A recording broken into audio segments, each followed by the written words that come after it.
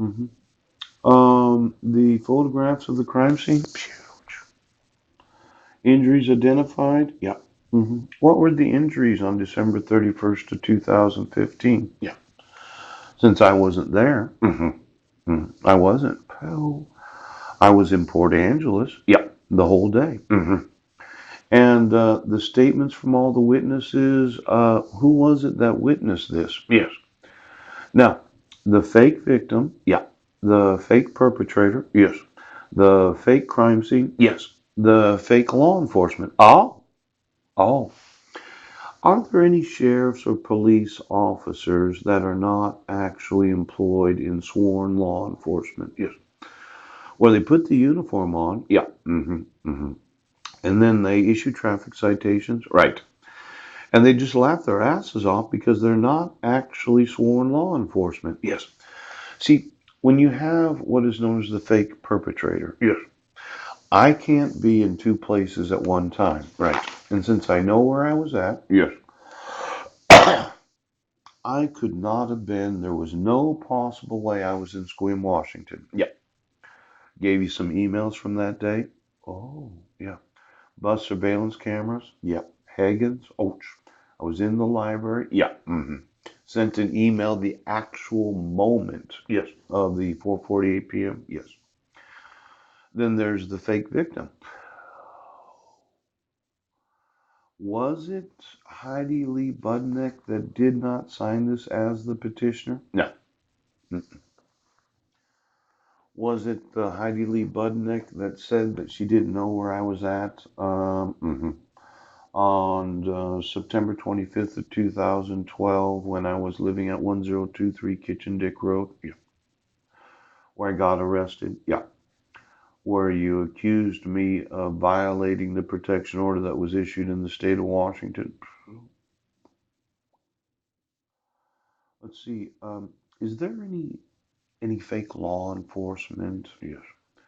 I mean, you might wear a badge, yeah, but you're really not a police officer. Is there any individual impersonating law enforcement in this city, in this county, in this state, or any state of the United States that thinks that what you have to have as law enforcement isn't the same as what I have to have, yes, as the accused? Yeah. Now, let's say I wanted a copy of the dispatch CAD records. Yes. I wanted a copy of the recording of the 911 call. Yes. hmm I wanted a statement from the victim. Oh. I wanted the supplemental report form. Yes. And then I wanted the statements from all the witnesses that witnessed this, inclusive of the five minors named. Yeah. I wanted all photographs of the crime scenes and any of the injuries that were identified during this crime. Yeah. That were identified during this crime? Yeah. Well, it says here serious crime per se. Yeah. Examiner's statutory duties, license, prosecutor's discovery information, following information sources were utilized. Yes. What did the prosecutor discover? Yes. Did he discover that I wasn't in Jefferson County? No. Did he get the videos that I made that day? No. Did he get the upload times to the YouTube account? Did he get the Facebook posts where I posted on Facebook at 2 and 3 p.m. that day? Yeah. Did he get the emails that I sent from Port Angeles, Washington that day? Exactly what was it that the prosecutor got?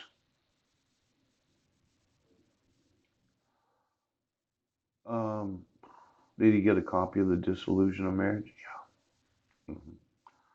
The same dissolution of marriage that makes it required of me to have a mental health evaluation and treatment as required? Yes. For there not being any actual investigation of anything that was said in the parenting plan. Um, I went online to the Vine. Yeah. Could you give me all of the protection orders? Yes. As well as every dissolution of marriage? Yes. Where the court decides to issue a no contact order? Yeah. See, protective order status, date issued. Yes. July 31st of 2015. It expires at 12 a.m. Yeah, that would be midnight of that day. Yes. Just like all of these had expired at midnight. Now let's see what's a little different here. Served date and time 8/15 of 2015. Yeah. In the Sequim Public Library by an individual that is not the sheriff. Yeah. On August 15th of 2015, you served me, 15 days after the court issued the protection order. You issued it for 10 years. You did not give me any notice or opportunity to be heard. Yes. You didn't require the signature of the petitioner. Yep. You used forgery to issue it. Yes. Numerous fraudulent statements about me receiving actual notice of the court hearing. Yeah. The what's it called again? Yes. Return of service. Yeah. 8/17 of 2015. Yeah. It's kind of interesting that there's a 2-day difference between when I was served on a Saturday. Yes. And when you put it on the public court record on the next Monday.